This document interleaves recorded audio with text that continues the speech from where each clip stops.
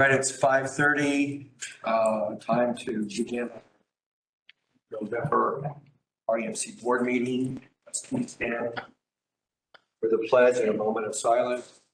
I pledge allegiance To the flag of the United States of America and to the republic for which it stands, one nation, under God, indivisible, liberty and justice for all.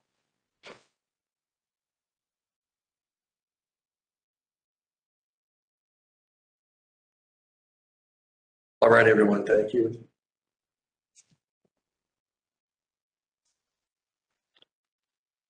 If you have not updated your call to order, there are a couple of, I think, modifications that were done maybe late last evening. So you might want to consider doing that as we go through this. The first item on the agenda that we needs action is the approval of the agenda.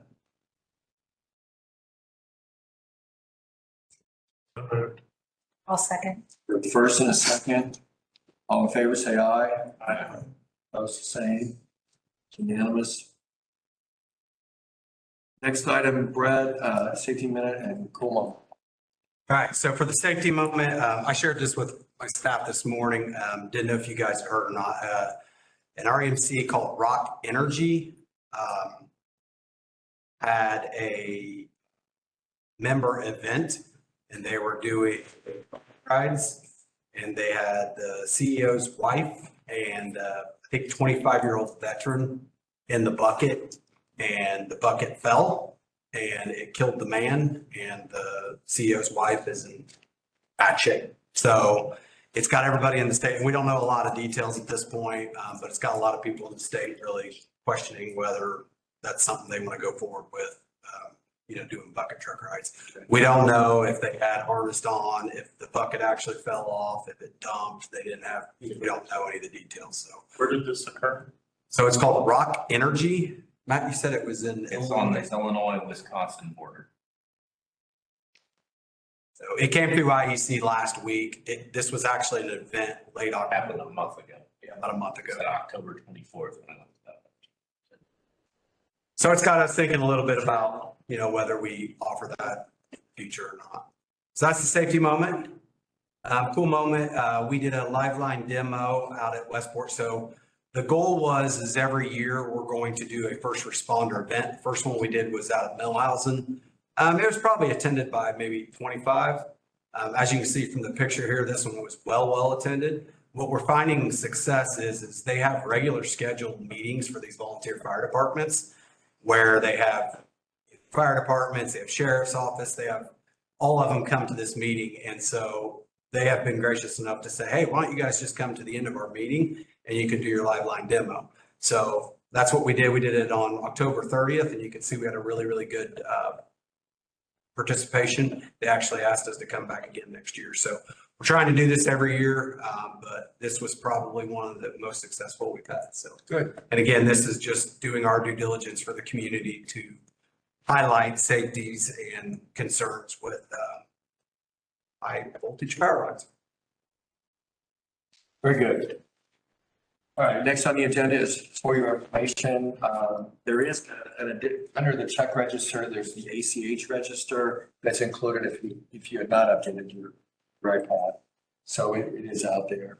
Anybody have any questions, comments, concerns about anything from for your information?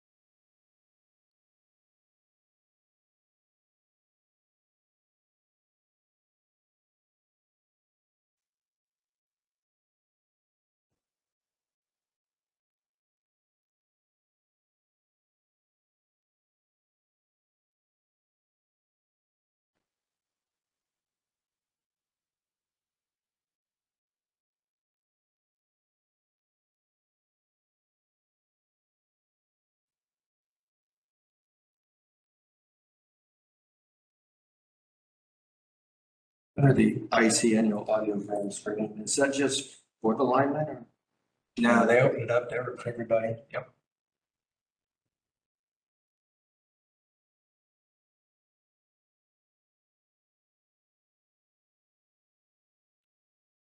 Anyone have any questions?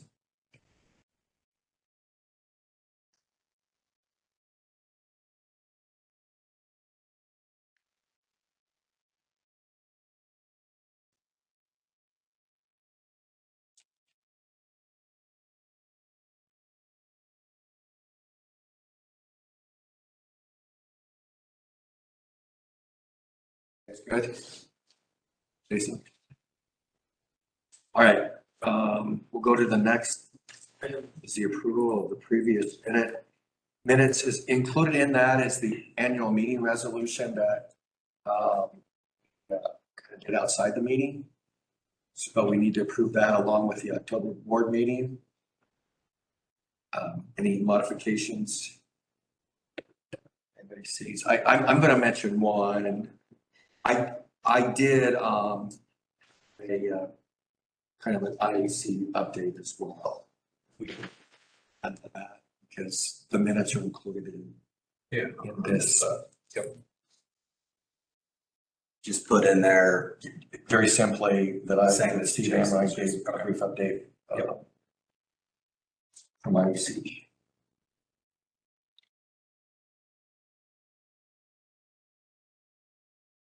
Can you do that?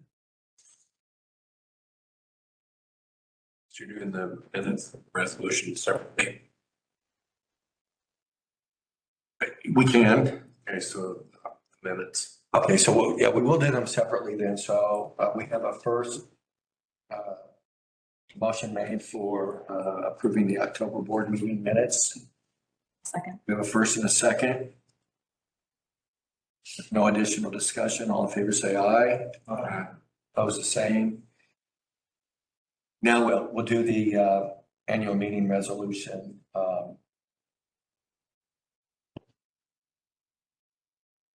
We'll need a motion to approve that.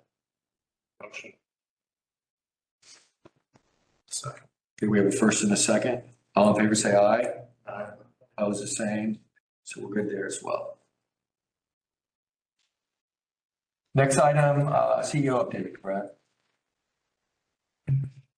All right, so just a couple updates on some projects we got going on. So first, NISC work management, that is our automated system for work orders, something we've been working on. So it is implemented, and we did have some training out. We got some future training coming up too on different modules, but for the most part, it is functional and we are starting to use it / learn it.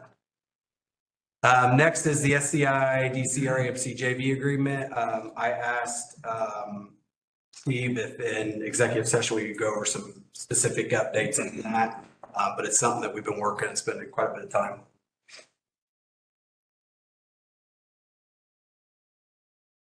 Next is Comcast attachment. So as you guys know, we were working on, they had 401 illegal contact store poles. We have worked with legal to update our, because we all of our contracts are very, very old. We didn't have one with Comcast, which was kind of a surprise to me. So we are working with Comcast. They have our, basically we gave them a contract. They turned it around and gave us feedback. We turned around, gave them feedback. So now we're kind of just waiting on them to get back with us. Quite honestly, their feedback on the contract was not, I thought all the fees and stuff they would be arguing and they hadn't. So they're just negotiating standpoints, but actually pretty clean. So I would hope we will have something in the next couple of months to get this worked out. So the first thing is we got to get this contract done. And then second thing is they have to basically go out and fix all the issues with the 401 contacts. And then we'll process any, then at that point, we would process any new ones that they have, which they have 1,400. And then second or last one is Hometown. As you guys know, we did a legal review with Hometown. It was deemed that we really needed to create service agreements. So those server agreements are done. We've sent those over to Hometown or Premier Ag, sorry. So there's one for us to Hometown, and there's one for Premier Ag to Hometown. And so those are done. I'm waiting on them to get back with us, Brian, on some dates, because we'll want to get back together again and go through those. As you guys know, one of the major things in those agreements is the fact that they're going to be holding our insurance and essentially indemnifying us, holding us as additional insurer so that it removes the risk from us. So I don't foresee any upcoming issues with it. They've been a part of kind of putting it together. It's just now we got to get the boards together and kind of work out. But keep moving. Sure. Is there any other questions, I guess, on any of the other projects that I haven't hit up?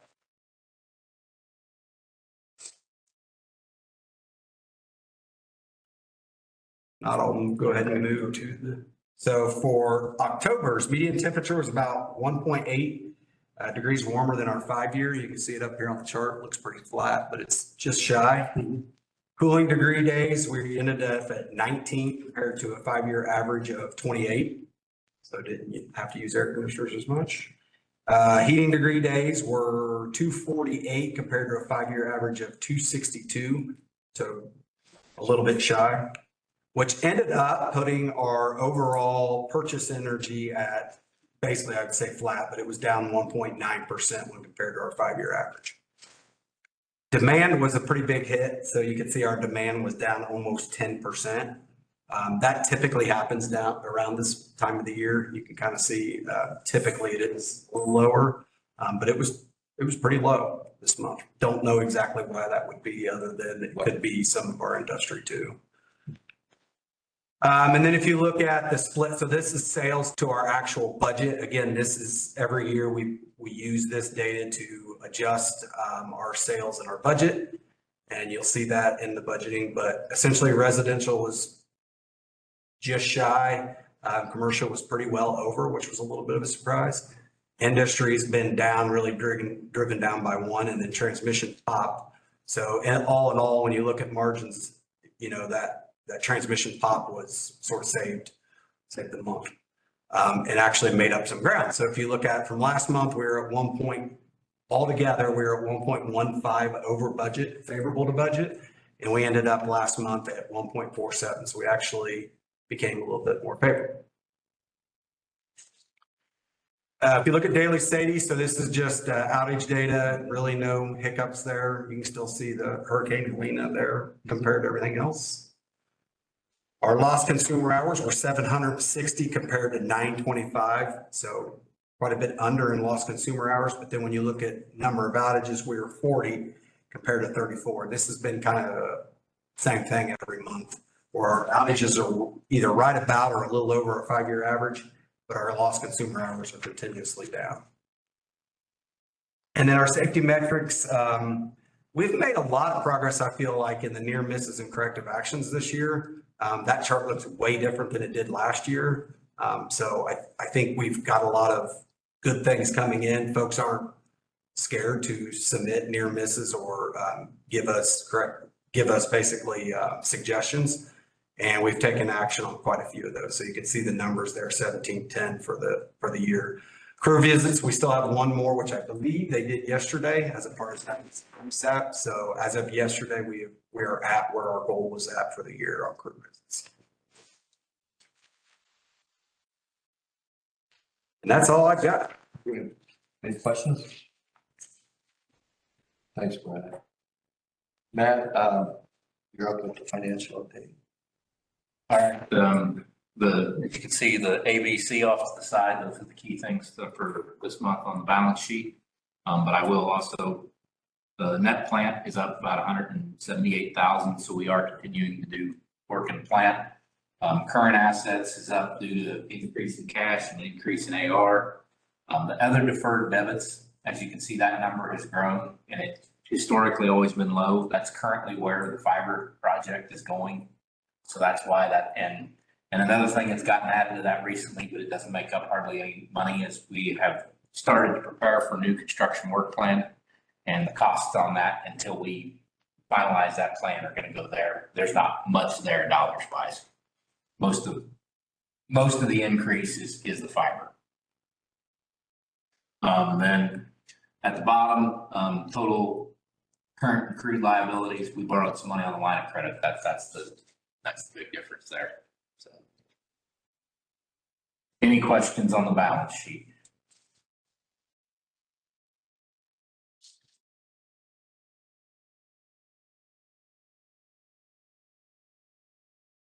Next was the statement of operations. As Brett said, our revenues were a little higher this past. We beat the budget again on that. So you can see we're a little bit ahead there on revenue and power costs. So our gross margin is about $250,000 ahead of where we had budgeted. Controllable expenses came way back closer because a bunch of the right-of-way bills come through. So that's why that is no longer as big a number as was under. Most of that is, very little of it is right away, but most of it is labor and benefits due to the open positions during the year. And then again, letter D is the bad debt stuff that we've had all year. In general, we're ahead of what we had budgeted, and our margins are pretty solid. So.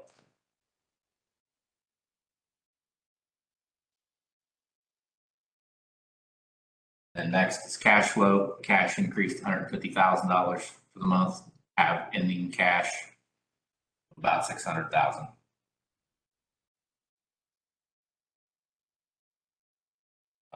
Next, we have plan investments, the distribution work plan projects, the service upgrades.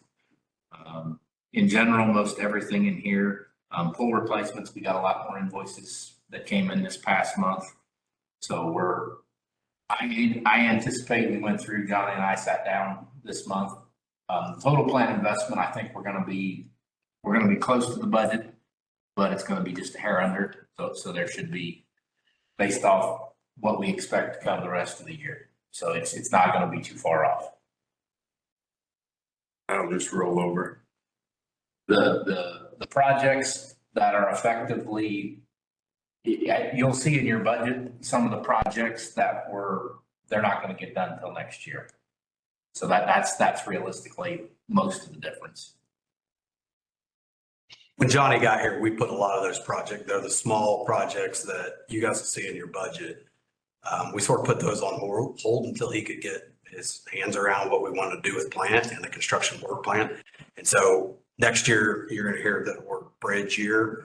Next year is kind of going to be that bridge year. So we held off doing some of those until next year because Johnny wanted to get his hands around those all first. So we'll do those projects next year. And then as we're working next year, we're going to do a new construction work plan. So hopefully by and we're working on that pretty heavily. Yeah. We should have a construction work plan. I hope Q1 or Q2. So the 373 will increase because you'll have some that will come through, but it's not going to be that many. The three, what do you? That 373. Budget amount, right? Yeah. Oh, the 3,378,000. No. Well, you budgeted a million and you're 373. So still going to increase quite a bit. okay. It's not gonna, you're gonna have more on there.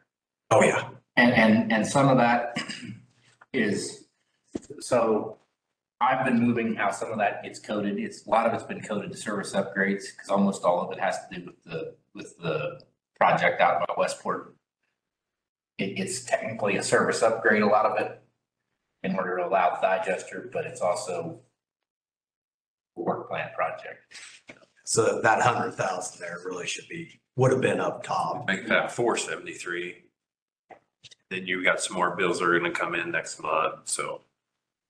You know how it is at the end of the year. It's a struggle to get sometimes our contractors and vendors to bill us.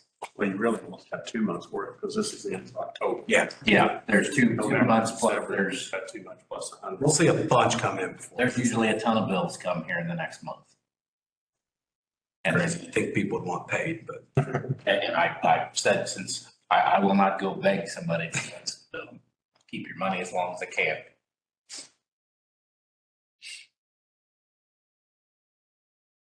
Any questions on plant?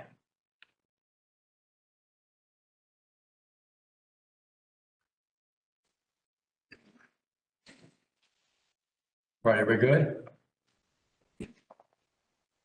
With that, under old business, we actually, if I'm not mistaken, it's a review of, Yeah, I could go through it real quick, Yeah. Ed, if you don't mind. Rule 25, but we'll go ahead and just go over it again and. So I did put the red lines in here. The red lines have a lot of comments of kind of, should have comments, like why we're doing things, why we're changing what we're changing. Brian, I did end up in here, you wanted a clean version, so there is a clean version in here. I'll kind of go through what we're doing here. So as you guys all know, we got a pretty new engineering and staking department. So we're trying to really clarify our process and standardize. It's two things, clarify and standardize, right? We had a lot of long-term employees that kind of tribal knowledge. And so we wanted to make sure it's clear cut. So probably 80% of the changes, if not 90, are really, we're not changing anything we're doing. We're just clarifying it in these rules and regs so that all of our new employees know how we're to do things, right? So it's just a clarification.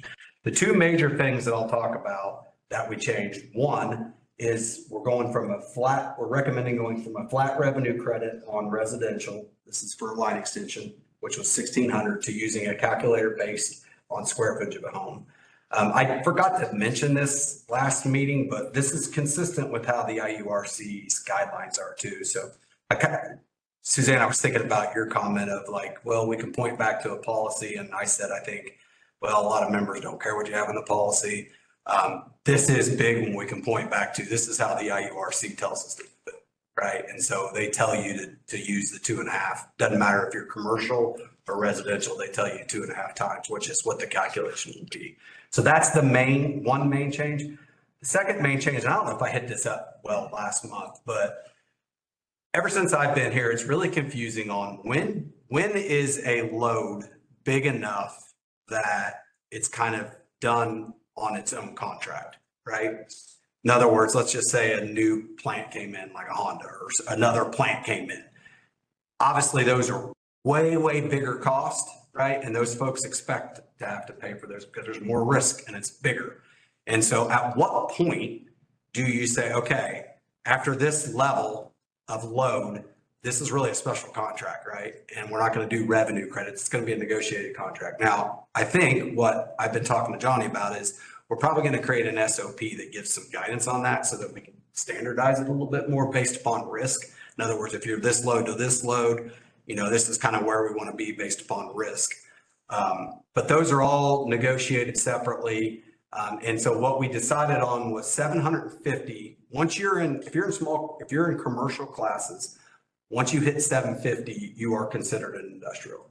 So at that point, that's what we feel like would be the good cutoff, because you can't be in a commercial load anymore. You're going to be in an industrial load. So at that 750, that's when we would say you don't use the revenue credits, and it's a specific contract that's negotiated. No different than if a new plant came in, anything new that would be large that would come in. That 750 is kind of what we're thinking is the cutoff. So those are really the two major changes. I did attach a policy underneath this change, which is 2.3. All those things that are in that policy have been reverted over to the rules and regs, some of it over time and some of it we just added. And so our belief is you really don't really need policy to, it's all those things are covered within the rules and regs. So that's kind of where we're at on it. Open to, however. In the tariff right now is large commercial capped. Yes, 750. It's capped at 7. Mm-hmm. That's where we came up with. And that's why you said. That's why we picked Greater than 750. 750 Yep. for the industrial. I didn't know if it was greater than, or if it was a range, so it's a range. 750 is the cap. If you've had more than 2 years above 750, you're required an industrial rate. Is that, don't you only have to hit it twice in the 24-month period or? Yes. And we do that review every. But that's with any of them. Correct. That's Medium and large. That's a little different than this, though. This is saying if a new load or expansion load comes in, and it's above 750, that we're not going to necessarily give them the 2.5 times revenue credit. Plan. For 750. What you're saying, 'cause you wouldn't really have any history. Yeah, but when it's a load like that, Jason, you have a pretty damn good idea. But just for my own, like the small, medium and large though, you've got to hit it twice in the 2 billing periods in the 24 months, right? No. No. 1 billing period in 2 years in a row.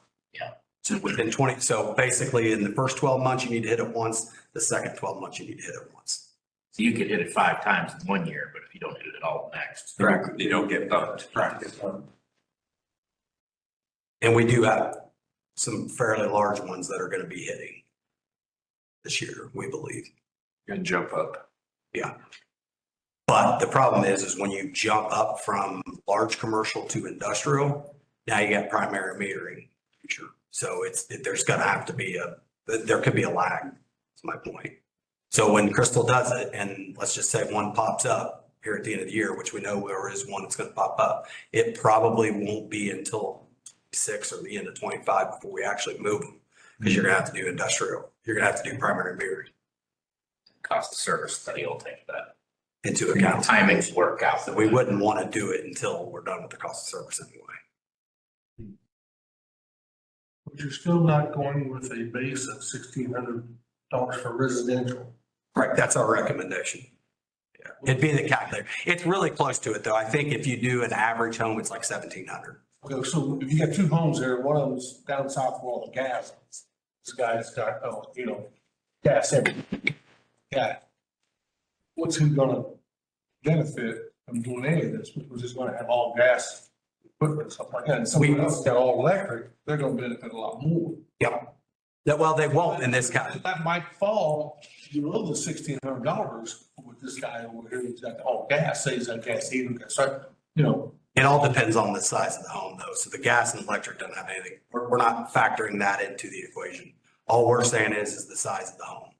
Because on average, the size of the home correlates to what your usage is. On average, I get it. There's some that are all gas and you don't have it or whatever. But for most homes, Carl, I'd say the average home size in Decatur County, it's going to equate into about $1,700. So it's going to be about $100 more on average.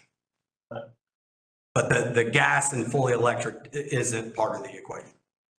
In other words, it's just merely looking at square footage and that's it.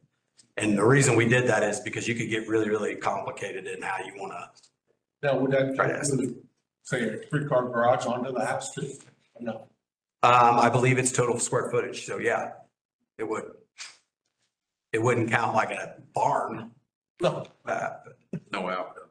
No outbuilding is a completely separate. And there's no true up. There isn't a true up today. But I mean, in this change. Nope.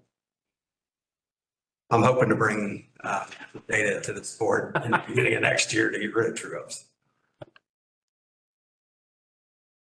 There is ones out there building good-sized tool sheds and putting their house in the corner. Yeah. Living quarters, I've seen it. Yep. How do you figure that? It would be the whole size. Be the whole building. If they're living in it, that's how you would consider it. Per how we have it written. I mean, we can change that. We can specify if it's just the living quarters if you want.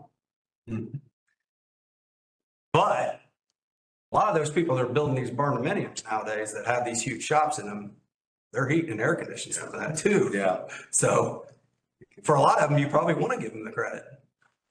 Like I said, I don't think you're talking, the difference between a really, really small house and a really big one.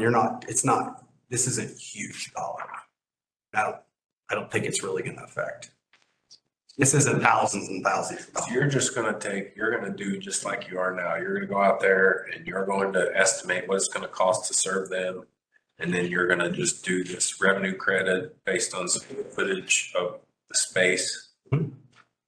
And then you're gonna take that off what the cost is gonna be. Just like we do today. That's The only difference. so it's a line just like you're. It's the exact same thing we're doing. The only thing is it's not a flat fee. It's based upon square footage of home. Just like we do with small, large and medium commercial. It's the exact same thing. The idea is the bigger the house, the higher you use. Yeah, because it correlates. I mean, in most cases, yeah, I get it. There are some that are different. And you start off as gas, you might convert to electric. It can never go negative, right? No, Well, I mean, if, say, they're right on the road and they're gonna put a barn dominium up and they have this huge revenue credit, it's not gonna cost hardly anything to serve them. I mean, it won't ever go negative. it can't because of the calculation. Right? It'll never go negative. They're going to have some usage. Yeah, but you're saying we never have to refund them? No. Yeah. We don't give you money if. But there's I mean, if it didn't cost anything, it's not gonna have, and they were a huge load, you know, a great big house, you're gonna give them the revenue credit just the same. Yeah, but per the rules and regs, so like say I mean, we've got large commercial folks that get their line extension for zero because their revenue credits are, but it never goes Does negative. the policy say that? Yeah, absolutely does. This one would say that too. Yeah. I mean, I think that's kind of implied. We're not going to pay you to. No, I'm asking, does it say it? I don't think there's any implied. I don't know that it actually, in this one, it says it. We could add it. I don't know, I'm just, I don't know. We could I simply. don't wanna get in that discussion where, hey, I'm building this great big thing and you guys. No, I mean, I think that's a fair point.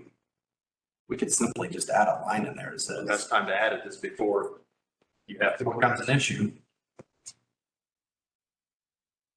I mean, we're not gonna refund you because you're coming on our lines. You're not gonna give me money. That's what we don't wanna. When you build your retirement condominium.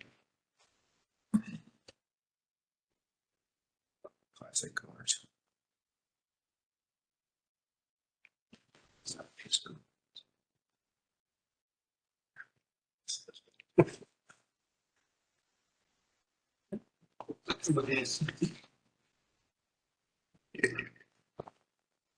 I think it's as easy as we're just putting in there up to Zero cost. zero. Want to add that now so we can. But it'll take forever. I'm just looking at credit of the estimated 2.5 times. I'm trying to think of, it can't go negative through the calculation. Because you'd have to put it negative. Your revenue credit was More than your. $5,000 and it costs us $3,000 to do your service because it's close to the road, you get $2,000 back. Let me go back to the.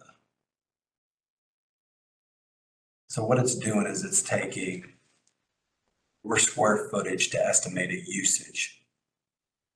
And then it's multiplying it by that usage. It's multiplying it by the 37 plus the. So your net revenue times 2.5. I mean, it would be a very extreme case, but I'm just saying, you mentioned the barn dominium thing. That's what made me think of it. So I'm gonna have this 10,000, 12,000 square foot home now that's right on the road. Didn't cost you anything to serve me. I think it's easiest just to put a line in here. I have a gas well. That's what I'm thinking. Well, I'm thinking that they use a ton. I'm thinking it's the road and the gas well. Sure. When we need to worry about it. I don't know. That's the time You could go, I don't want somebody I coming. don't know the calculation that it would take it to that, but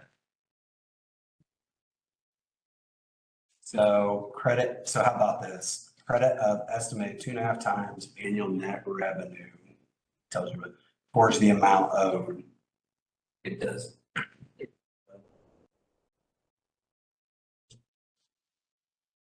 G says we can make extensions without charge.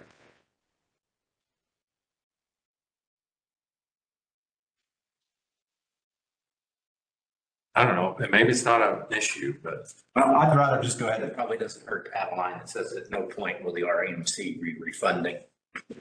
if the calculation would end up in a negative, you just put non-refundable. or if Just there are the no, word non-refundable. rebates. yeah, Towards the amount owed. Credit is non-refundable. The credit will only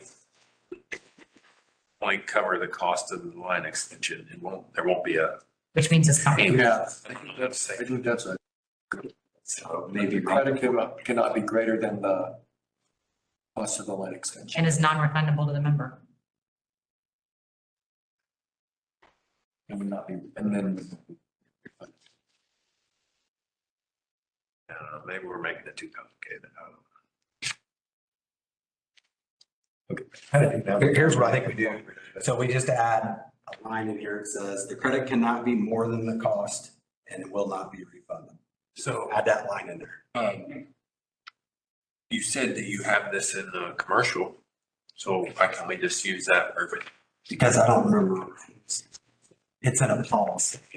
I mean, you don't want to do it right this second. I'm just saying, if you find that and use that instead. I think it's pretty similar. I could actually. You know what?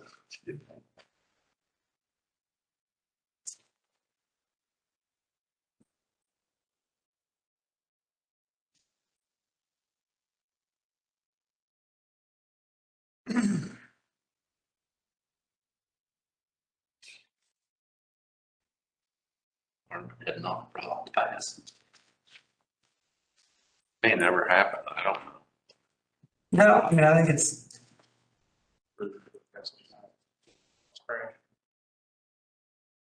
Hopes that you never have to use it. I mean, that's gonna be Ounce for the house, pound to cure. the trigger.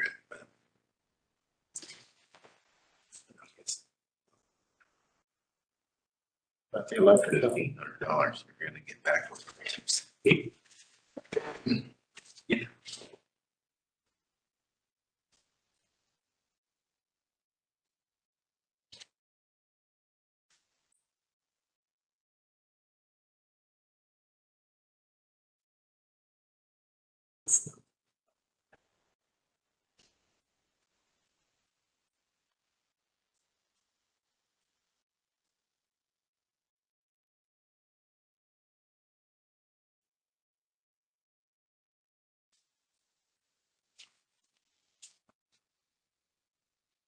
This one. So sure.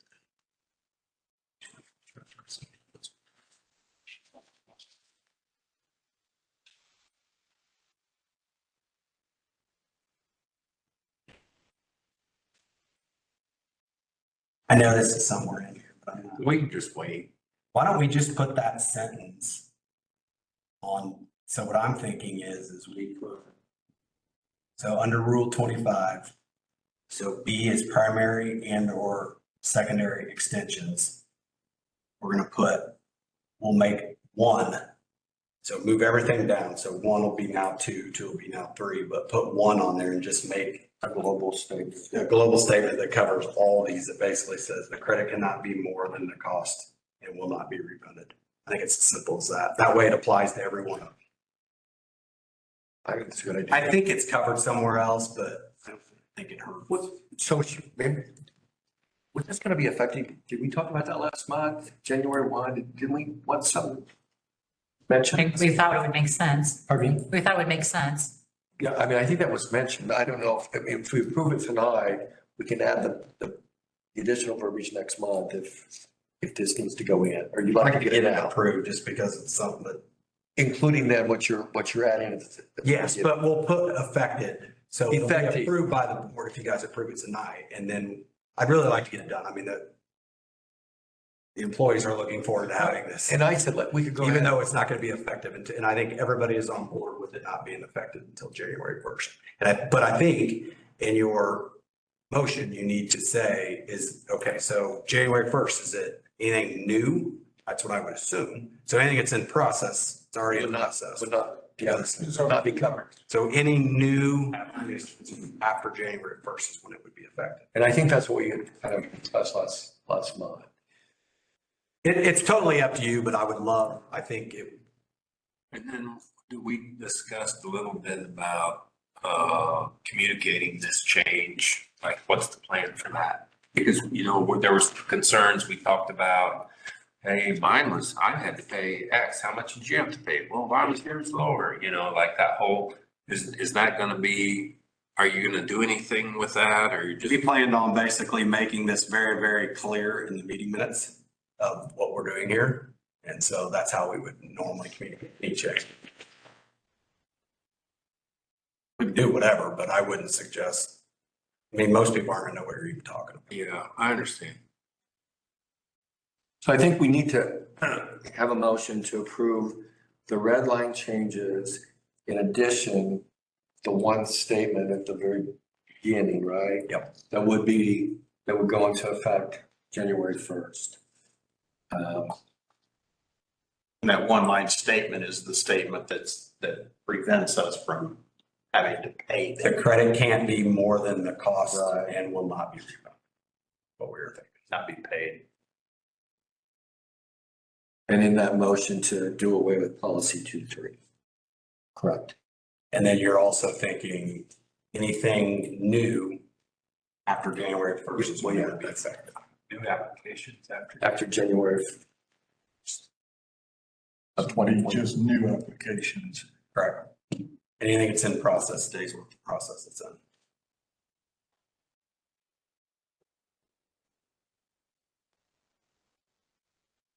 So we'll need a motion to approve that. To restate that verbatim. I think Steve's already got it, right? Get it written down as long as you make that motion. So to approve, so moved on. To approve the red lines. An effective date of new applications 1/1/25. The addition of the statement in policy, I think Brett said 25. Is that Brett? Rule 25. That states that in the event that the revenue credit exceeds production, it's not paid back to the.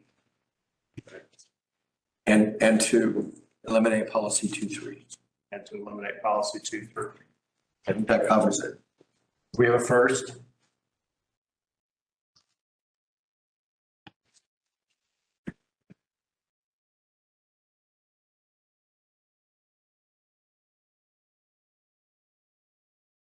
You're making the, okay, second, we have a second. We have a first and a second. Any additional discussion? All in favor, say aye. Aye. Opposed, the same. Did I hear from everyone? Aye. Okay. There's what it looks like if you want to see it.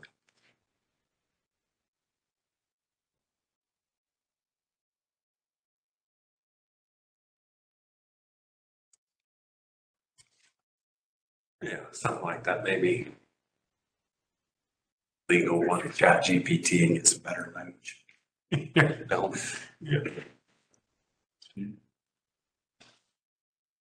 It probably would never happen, but Yeah, we're not. Did somebody already give a motion? He made the motion.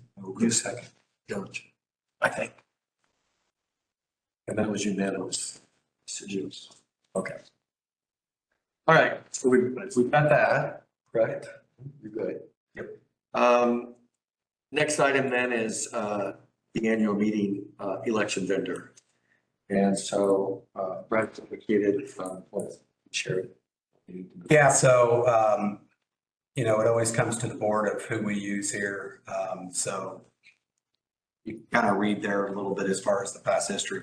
The cost for SBS, it went up basically 1,000, which was not an increase in their base cost. It was literally due to postage. So this year we are suggesting to do the exact same thing we did last year, which is online smart hub and in the mail. And that we utilize SBS as the voter. The reason we wanted to get this done is there's a due date of 12/6 to get the discount, so.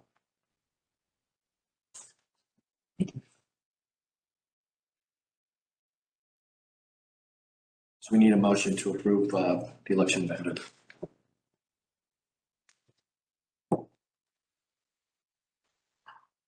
So, Do we have a first? second. We have a second. All in favor, say aye. Aye. Opposed, the same. Okay. It's unanimous. All right. We got through that. Next item on the agenda is the risk management report. So as you guys know, every quarter, I mean, as a leadership team, we go over, you can see the risk register that really kind of shows how we go through the process. Essentially, we try to brainstorm any new or updated risk, and then whether we need to put anything in place or could just be monitor it, and then what the outcome of anything that we put in place, any mitigation we put in place would look like from a risk standpoint. So the details are in the risk register. I thought I'd run through the report real quick to answer any questions. So again, what we do is we reevaluate current risk first, and then we identify any new risk and then go through kind of the ranking system of how we think that risk is. So the one we did update was 207-105. So this is the risk of not having the max gen curtailment plan and blackouts occur. So we did update this one just with some verbiage. Basically, we didn't necessarily change. We reduced it by one step. But it's still on our list of something that we obviously want to do.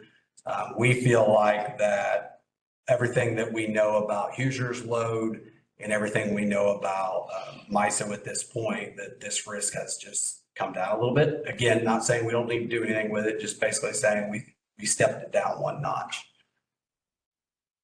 So that's that risk. Stop me if you guys have questions. We did close the AMI transformer failure, and the reason we did is you guys approved an RF project. It is an active project that we are currently working, which will eliminate the risk because there will be no transformers. So can't fail. Some risks we added, US IC's cost for locating and this is across the industry, are going up. You can see some numbers up there.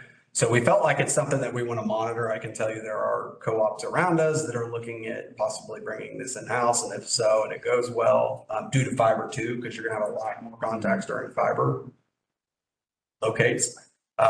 So anyways, we discussed this and talked about it. We're not doing anything other than monitoring it and putting it on our list. The next one, I don't know if you guys have heard of these next two, but OSHA is throwing up the idea. So they've been working on this hydration requirement, and really what it says is, I'm just going to give you one example. One example is when somebody goes on vacation for a week, that their bodies tends to be different when it comes to hydration than when they come back to work. And so there is a good chance that OSHA could change their regulations where, I know this is. You know mine is. That's for sure. Sorry, I'm so sorry. I tried. My mind would. I glanced at Jason, I glanced at Steve, and I was trying not to make eye contact. So not just vacation. It takes a company called OSHA to figure that out. So anyway, we talked about it from a group because there could be some regulations that come out that say when someone comes off vacation, that if it is above a certain temperature, that we can only work them a certain amount of hours. So it's across all industries. It's not just us. It doesn't matter where the vacation was. The next risk we put on there, which is another discussion we had with OSHA testing. Make sure you have high temperature in them. OSHA is looking at, and I have no idea if this will go through or not, but they would no longer test for THC. So what that means is so we have obviously drug tests that come in for NDOT folks. They randomly test our folks. And if they do not test for THC, do we believe we need to do something other than what OSHA requires? So again, as you guys know, all of our policies are, if you are an NDOT driver, you're required to random drug testing, and if you fail, there are consequences. So a lot of people are talking about this one and what they would change. I can tell you that a lot of folks are basically saying they would probably put their people through more training around knowing who is under the influence and who isn't, and just not test for THC. That's what a lot of the folks are kind of. So anyways, just thought I'd make you aware of it.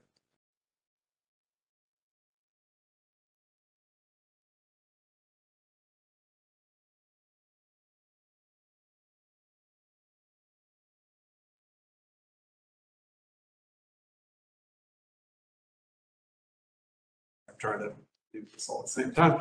Making sure that your folks don't put confidential information into some AI platform, because as you guys know, all that information is public, can be public consumed. So looking at that. Next is the fiber business. So we kept talking about what are some new risks? What are some new risks? Well, the obvious one that we haven't talked about is the fiber business and if revenues don't support the service of that. So again, we haven't put anything in place yet. It's just a discussion we had that probably ought to start thinking about that just in the case if that ever would come up. And then the first aid kits and AEDs being non-compliant for RESAP. So OSHA has changed the type of AEDs you have to have, and again, changed what needs to be in our first aid kits. So we've actually already taken care of that. We have Plymate now taking care of all of our AEDs and all of our first aid kits so that they are compliant. Then we had some discussions around SCADA and cybersecurity risk, arc flash study, and load curtailment planning. Nothing came out of those discussions other than just us talking about. So those were the changes, and we do believe we have mitigations in place to operate at an acceptable risk level. Any questions for Brad?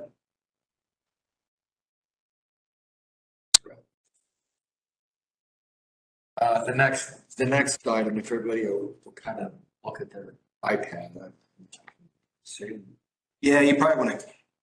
So let me talk about it. Yeah, go ahead. So we agreed years ago that any type of deviation that we're doing from a tariff or any type of donation that we're doing, that we bring those to the board. I think we normally do it during the budgeting, but I went ahead and threw it in here for this month. We are not doing any other ones but this one. You can go back and look at the past information if you guys remember. I think this is public knowledge, so I can talk. Okay. The old landfill, when it closed, essentially the person that owned it at the time wasn't compliant. And so a group of community members got together. We agreed to pay some. You can see some of the old stuff there. We're paying currently, I believe it's 17. Yeah, $1,700 is what we paid in 24. So we would assume it'd be really, really close. So we're just looking for, you guys good with that? Approval to go ahead and again for. You guys did on the other one. So the fields that you were talking about on that one, we did give them notice and we did stop that one. This one's a little trickier because it's an old agreement. In the grand scheme of things, it probably isn't a big deal. They are looking at this gas plant, although I think Jason and I were talking about this one. There's a gas plant that's possibly going to go out there. They're going to take the methane gas off, pump it out, clean it, and sell the gas. But from what I understand, that is a completely separate company and entity than the landfill itself. So I don't think that it's probably worth a conversation, but I don't think that that's going to pay the electric bill, is my point. Probably worth a conversation, though. It is on my list to have a conversation with the commissioners to see. So anyway, up to you guys if we want to do anything with this or not. I could argue both sides of it. We talked about this many, many times, it seems like, and I remember us saying, hey, we're gonna, because we didn't always do this every year. Now you're talking about the other one, so we already cut that one. This, if I'm not, this This one has we've been in always paid. since 2003, I think it's. Right, but we talked about, at the time, was like, we agreed like 3 years at a time or something to do this. And then we brought it back, hey, we want to do it a year at a time, and hey, we need to indicate to them that maybe it's time for someone else to start doing something with this. Is that, but that's not, this just continues to roll on and they're gonna expect us to do it forever. So the one that I was talking about earlier, you guys had asked me to notify him and tell him he may not pay that. And then we did, so we had the conversation with him, and then the next year we did not pay that. This one, we have not notified them that I can do that, but we have not notified them that we would. Because this is to run a pump, is my understanding, and then that material Comes back to the back, city, and then it goes through wastewater treatment facility, and then goes back out. So you wonder how many people are on that old list? This is. Right, yeah, from 2000. Is anybody else paying this besides us?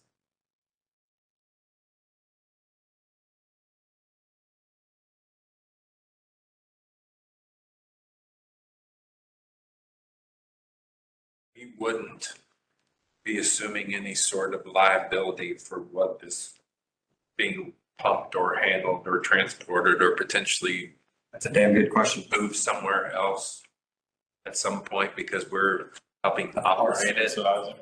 That's a really good question. No one's asked that. That's my concern. So we need to check with legal on that before we make the decision. By the way, you have till next year to decide this. It doesn't need to be denied. Happens if we just say no. We just don't pay it. I don't know what they'll do. My guess is the commissioners will have to pick it up. It's our service, right?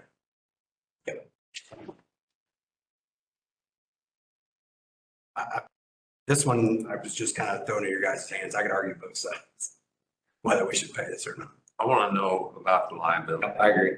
I totally agree.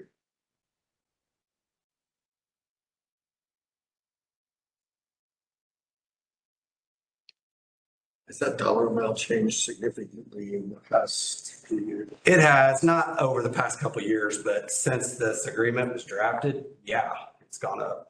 I mean, you can see the numbers. Yeah. But I didn't know if the last 2 or 3 years. if they- It hasn't in the last couple of years, no. I mean, it's going up, but anything substantial. So we just absorb the bill, is that what we do? Write it off. Yeah, that's what I'm saying.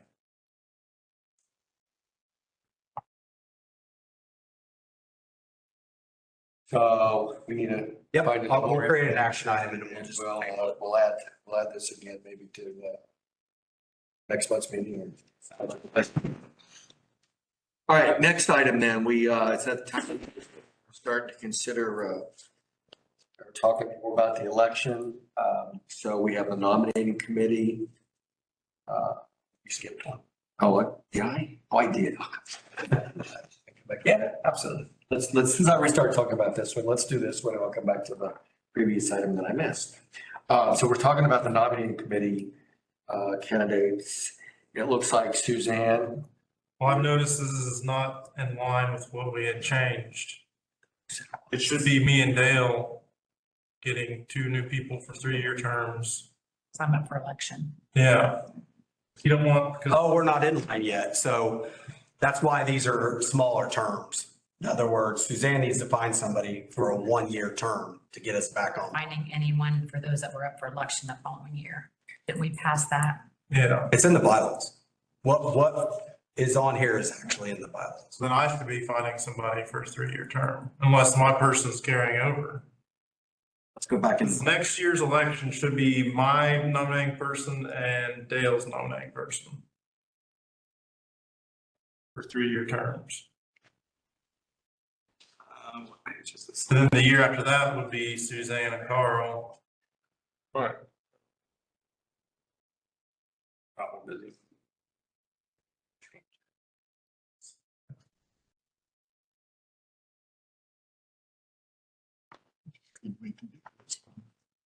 Trying to figure out where in the bylaws she's at, because it's called out pretty clearly, I thought. Right here. The nominating committee, so this is 25, right? Where districts 1 will be elected for a 1-year term. Nominating committee board district 3 shall be elected for a 2-year term. So 3 is you, right? Or who's 3? Steve's 3.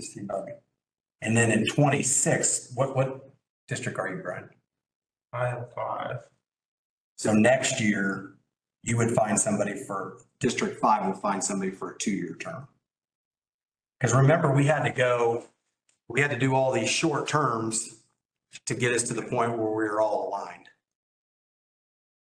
But there's literally until 28, they won't be aligned. I can't remember exactly all go to that, it's page 12.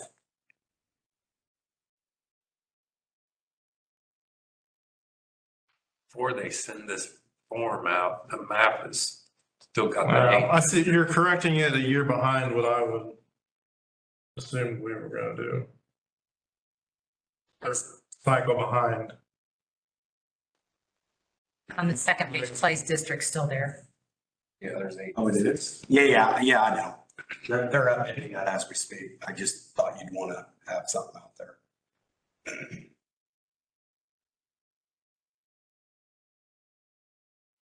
This is really just for you guys. It's for talking points.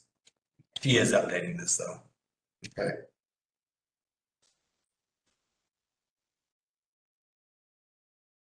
I don't remember the exact reason why, Brian, but I remember, because remember we talked about that originally, I believe. Thought we had it fixed so those that are in the election did not have to find nominating. I thought we had that. We Suzanne, will eventually. up for election in June? Is you and Carl? So eventually, once we get through 28, they'll all be like In kind sync, of one of in them. sync, Yeah. right? There was, I can't remember the exact, I'll have to go back and do some research, but there was a reason why we did it that way. So you're okay with that, Suzanne? I mean, you're gonna try to find two people that will Find out. that will run for the nominating committee for 1 year for you. And Steve, I know this is the first time you're doing this, but you're gonna find two people for a 2-year term that are willing to, And Dale's gonna try to find two. you're gonna. Don't try. find two. But it's been a long effort, hasn't it? It's an annual thing. So we do have a question out to Wickens. Actually, we thought of this the other day. We're like, does Dale need, I mean, you already tried. We didn't find anybody. So do we need to actively? I think the answer is going to be, yeah, if you can fill it, you need to fill it. And I'll ask 16 or 18 people again. No, You could ask the same one thing. Well, and then we did a bell stuffer last year, didn't we? Yeah. we did everything. For district. But now would his district have expanded a little bit as well? He was there and then he into town. Not that it So then we kind of short. wishful thinking, right? Yeah. Okay, so we're good there, everybody? You know your assignment? If you guys want, I think she's, I actually think she's got the sheet here. I think she has that updated. She did at the time I put this out, but I'm pretty sure she's got it updated now. If you guys want me to give you some of these to hand out, I'll get them to you. But Oh, the updated, okay. But these are really good talking points when you're talking to somebody. You should be able to hand it to them and say, hey, here's kind of the need to know stuff, right? Sure. So if you want some of those, I can print them out in color with the new, just let me know. All right, we're good there. So I'm gonna go back to what I had jumped over. It'd be 9C, the state capital credit discount for 2025. I think we said we would review this each year. So Brett has some information regarding recommendation. Yeah, the blended interest rate hasn't changed a whole lot. So our suggestion was just leave it alone. So do you need a motion or you just let it ride? And that's a good point. Like, since we said we review it every year, right? Yeah, I think you probably should since it was in the. I'll make that motion. Okay, so we have a motion to Second. continue or at 5%, but first and a second. All in favor, say aye. Opposed, the same. All right, so we'll continue at 5%. The next item has to do with the presentation that we, Yes, absolutely. yeah. That James Tamber kind of discussed with us last month. I'd like to get a kind of a feel from the board on thoughts regarding participation. So the additional participation opportunities for us with the court. So don't we already have a $10,000, so would the 100 term, would that actually be a $90,000? Or are you talking 110 total? So No, if you put 90 more in, then your commitment would be, But it says. Based upon the 50,000 information it's getting. 2 years, it's our, I think we would have 110 then, not 100. Oh, I see what you're asking. yeah, If it said 50,000, 25, 50,000, 20. it would be 110.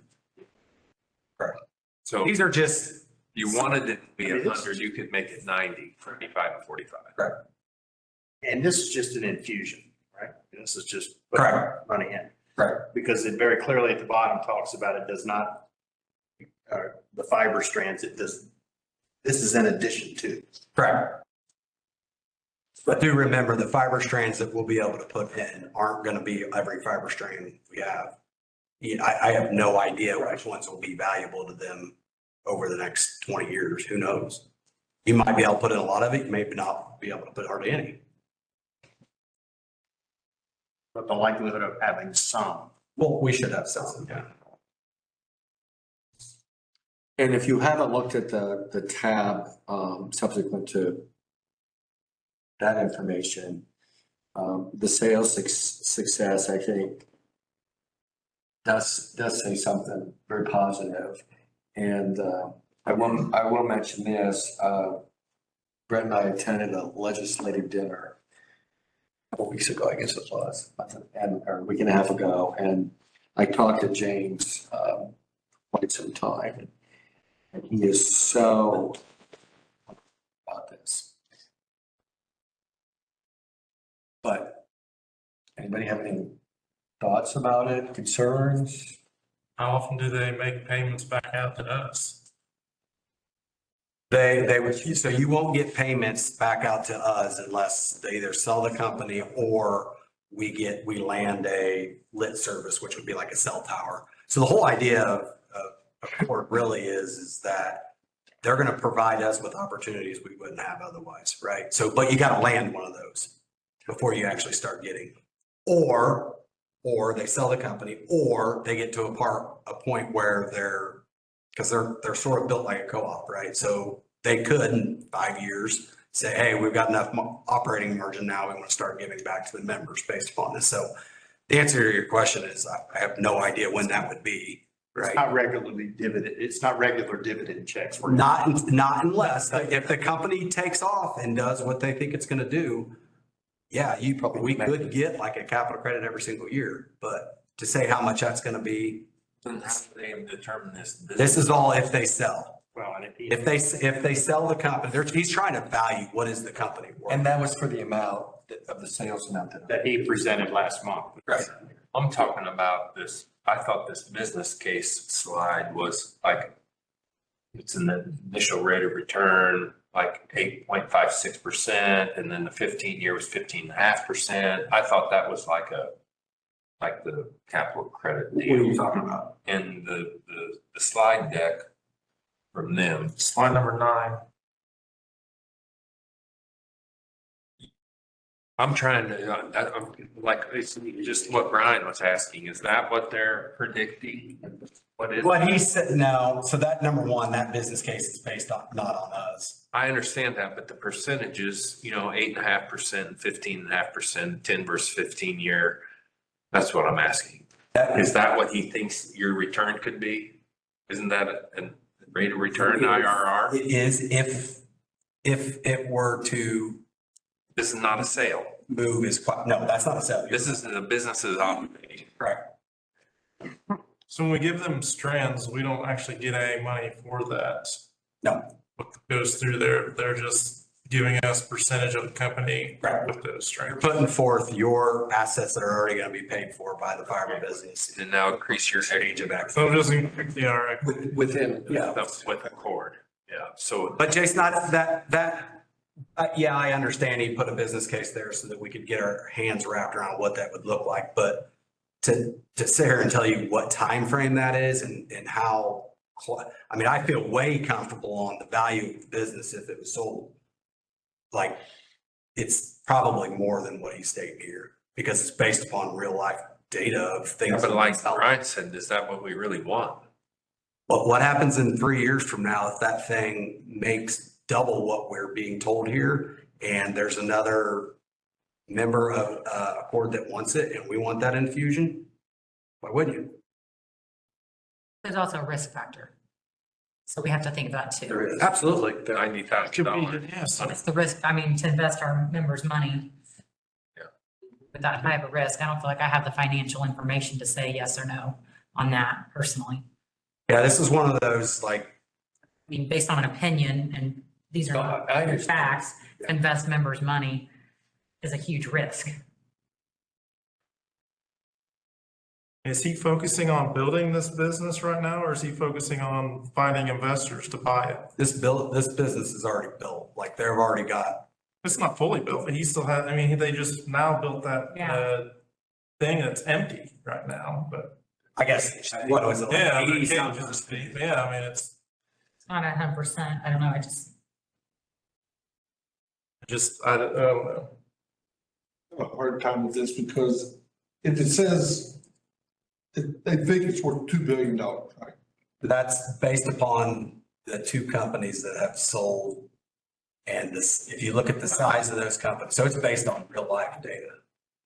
5.7 million is nothing compared to $2 billion. How can they not use that themselves? I mean,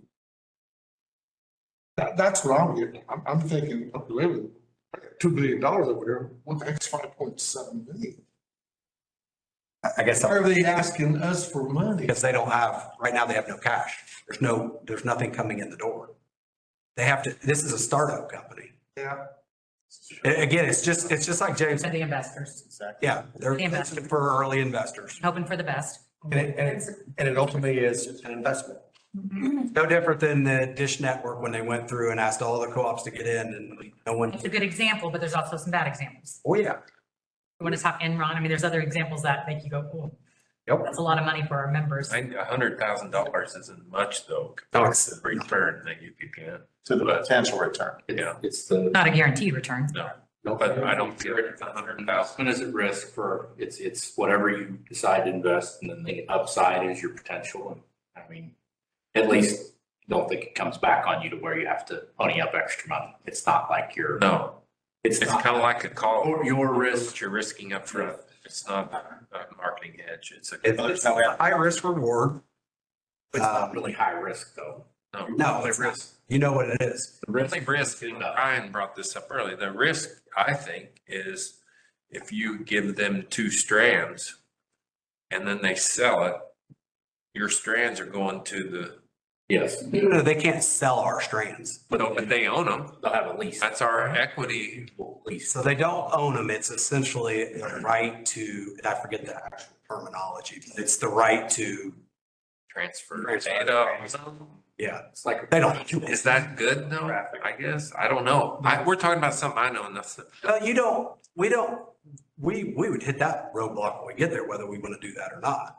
That's separate from this, right? What is it? Whether we would give our strands to Accor is a completely different discussion than whether we would Cash. about the cash. But I'm going to take issue with the word give. We're not giving them anything. We're allowing them to use our strands. Isn't that what it is? We're allowing their traffic to go over our strands. Relinquish ownership of the strands. Correct. And you may say that it makes more business sense for us not to allow, I forget the name of it, but not allow them to. Indispensable usage, more or less, I look at it, it's like an easement. Yeah. They get like a permanent But easement. we may make the choice that we don't want to do that and we want to charge them a lease. We'll agree to some number they pay us to use our two strands. I mean, that's a completely different discussion. Mitigate your risk, but you also lose your way Yes. upside. It's a fixed. And there are a lot of players involved. Maybe we get in this 5 or 10 years and we're making 15% or whatever it is. Who knows? Maybe we're getting a few $100,000 a year It might be like some of the other things where and we don't want to sell it, but there's 24 other folks. I mean, I don't know. it could be like when Hoosier started. I mean, everybody pooled their money and threw it together. It worked well. That's a good example. I'm sure there's a bad one too. I mean, I have no doubt. We know there are. It's hard because it's a conceptual thing for me. I don't really understand it as much as I should. Free, I think. If I was Just so Yeah, you it's have all- this information. Oh, I could give you 100,000 and I could maybe get 14 million if yours when you. Trusted the information, but do we have I'm ready. backup to But confirm that information? And to your point, it's not your money, or your money, or your money, or my money. We know that the value that they put on it is validated through sales that just happened Of similar, of way smaller companies. So far, I That mean, things can change.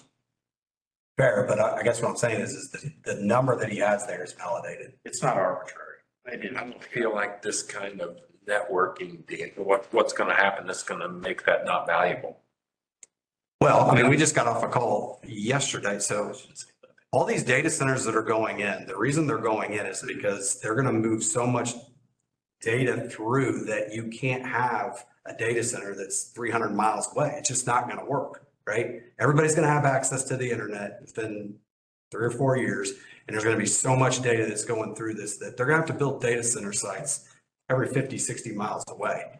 Well, if you don't have transport, now you have a latency issue, right? So you have to be within 7 milliseconds. You got to get your information within 7 milliseconds, or a lot of the technologies that are out there that integrate into this won't work.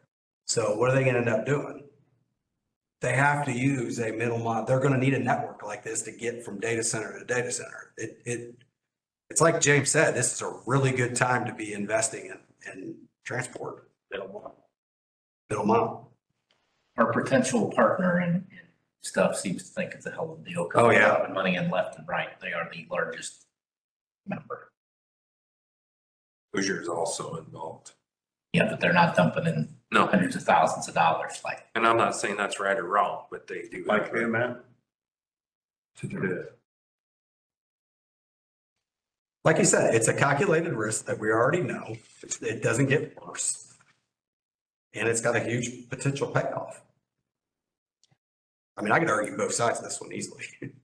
But that's what probably gives me the, well, maybe this ain't so bad. If it's somebody that has more experience than us Our and partners, but- knows better than us, and they're shoveling as much money in as they can, what do they know that we don't?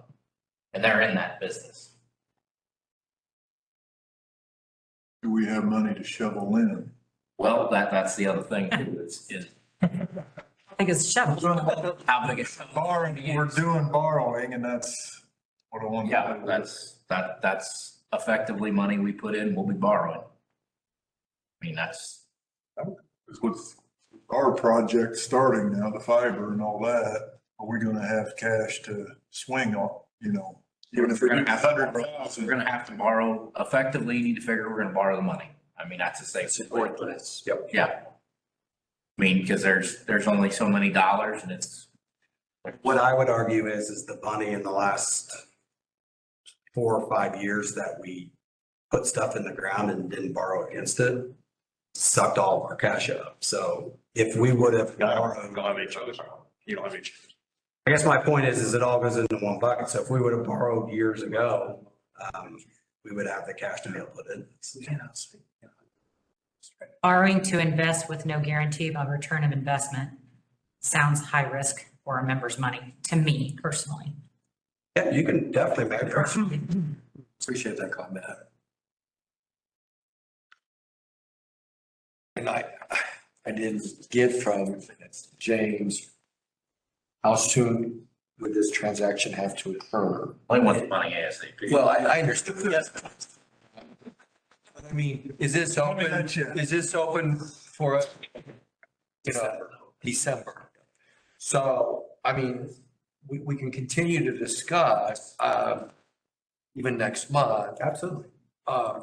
But I think I'm hearing a couple different things. Well, Will things change for us in a month? I mean, if we, It's a tough, I get it. I mean, you I'm, know, but the level of investment is 100% at our discretion too. absolutely. They did not put a, There's some things presented here, but it doesn't have to be you're exactly any right. one of these numbers. and by the way, the investment doesn't need to be all at once. So you could do it over the next 2 years. They want to know, They want the assurance. they want the assurance, but you don't have to pay it all. If they're not going to get it from us, they're going to get it from somewhere else. They'll get this money. There's no. They'll get the money. Don't do it because a court needs it. They're gonna find the money. Do it because you think it's the right thing to do for your members. Long term. Like I said, I could go either side. This will pay off. Well, in the short run, it's not gonna make us a dime, but it could make a pile of money down the road. Right. I mean, that's the. And that's what you have, I think you have to consider that.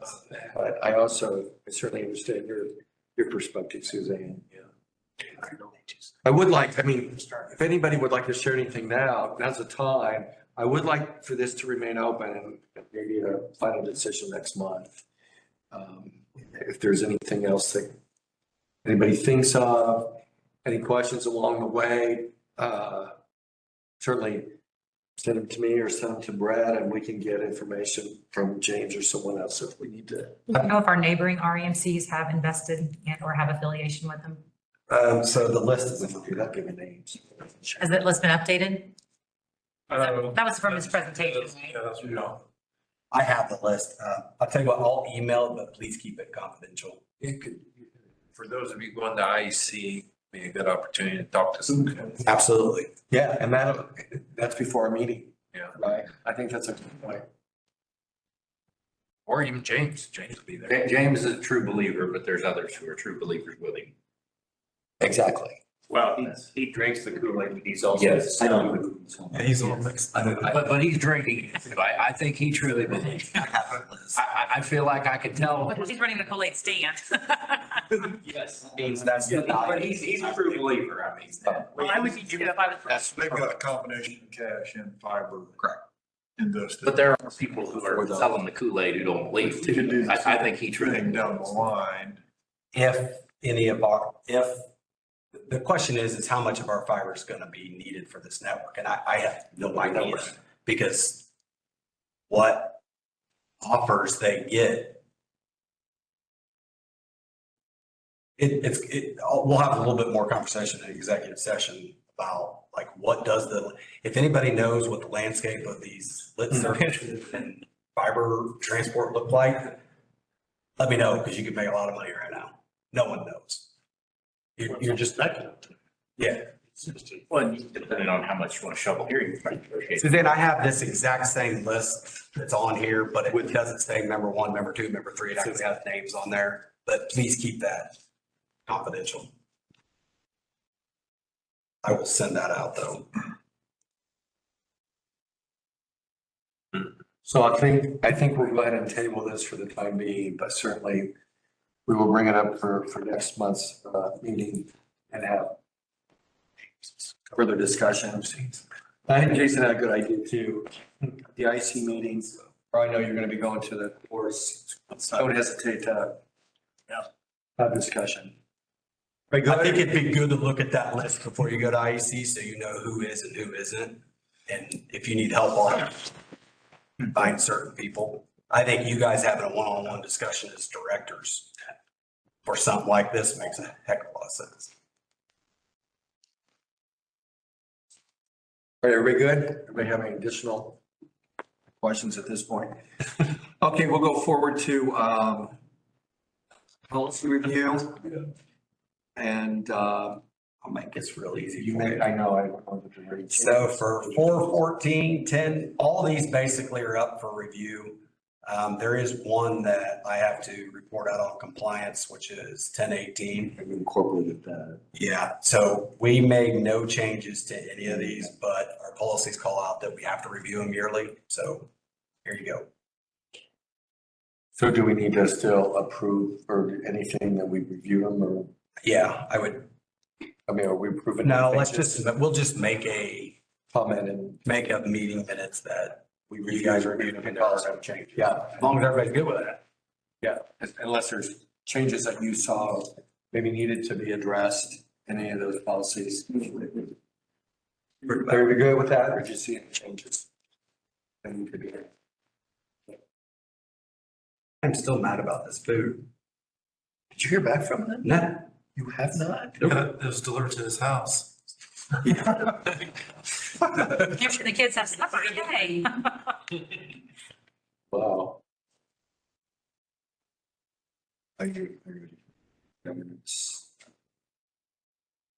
It says your order is complete.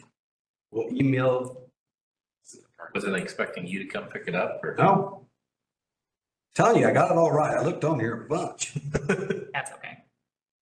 Makes a little. I ain't paying for it. $5 says it shows up tomorrow night. Look at the date. All right, so the next item is, I think we had a governance, education piece last month, so we got another one going this month. If you wanna bring it on up there, Brett, hold my screen here. Let's try to do this. Title of it's governance talk.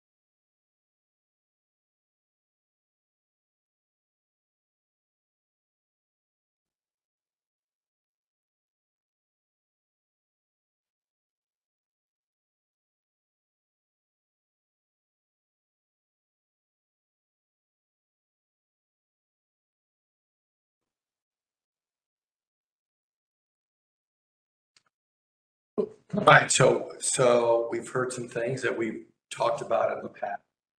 Do you guys like the idea of going over some of these during our meeting? Maybe sometimes, occasionally. Okay, but I think they're good for us to get through on occasion. So anybody have any other comments about this one yet? Okay. All right, there was some reference reading regarding this. I would like everyone to at least take the time. If you haven't looked at it, please kind of go over it. It may, I don't think each one of these scenarios was actually discussed here, but it gives I think some good insight. The next topic is affiliated organizations. And Ryan, I'm assuming, Read earlier that we're waiting on here to get back. right, and so you guys will have a meeting then once you, so Hopefully in the next couple of weeks. how about you, Jason from Hoosier? Yeah, we had a board meeting on November 12th. Since we had a REMC meeting, I also had a one-on-one meeting with Donna Walker. She does those once a year with all the directors. It was, we do those virtually, no, you don't go to that. But anyway, in the board meeting, we did it was kind of the finance and audit committee portion of the year. So Part of that. yeah, so that was my committee. So we approved the regular and special patronage retirement. And then we also approved the new rates that are going to go into effect in April of 26. And we will see a base rate reduction. Well, not everyone, but Decatur will specifically. And there's about a 2% decrease in wholesale rates over the 2025 to 2029 timeframe. So that's for a lot of different reasons, but a lot to do with St. Joe's and buying the gas plant. I think that was really the main deal. But I mean, that was huge. A base rate reduction. It's not a huge base rate reduction, but any reduction I feel like is awesome. That's the first time we've talked about that. Especially going that forward, I think. And the trackers are gonna go away. All the trackers are gonna get zeroed out in this whole, when we do the new rates go into effect in 26. So, but you guys already know all that because that's why we're doing our cost service study. All right, good deal. As far as IEC goes, we've had no new meetings. The minutes from our last October meeting is included though in the CDU. So if you have any questions on that, you can just ask there. Did anybody go to any training this last month? I don't think so. Speaking of the IEC, of course, the IEC annual meeting is coming up on the 9th and 10th of December. And I know a couple guys are going to go to the BOC course on that Sunday. And really, that's all I have regarding that. Anybody have anything else before we adjourn the open session? They did open the Power Exchange, which is in Atlanta the other day. So if you are planning on going, I would suggest getting registered and get your hotel. Otherwise, you'll be in a different hotel. Because they go pretty quick. With that said, I need a motion to adjourn the. Okay. All in favor, say aye. We're adjourned. We'll take a couple of minutes. We are going into executive.